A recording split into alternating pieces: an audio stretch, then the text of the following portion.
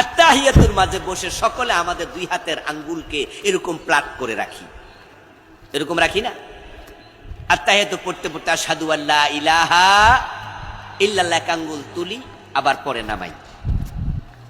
অথচ নবীজি সাল্লাল্লাহু আলাইহি সাল্লাম আত্তাহিয়াতুতে বসেই তিনি ডান হাতের বৃদ্ধাঙ্গুলিকে মধ্যমার সাথে লাগাইয়া এরকম গোল বানাতেন।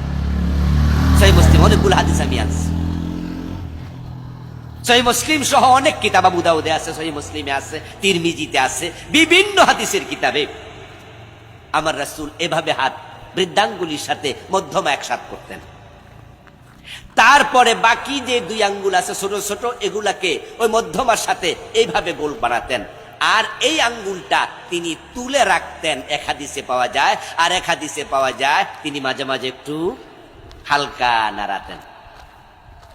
তুলে রাখা এক হাদিস, হালকা নাড়ানো আর এক হাদিস। কিন্তু আমরা এইভাবে তুলেও রাখি না, হালকা নাড়াইও না, আমরা সমান করে রাখি। তো রাসূল তো সমান রাখতেন না, আপনি রাসূলকে ফলো না করার অনুমতি পেলেন কই?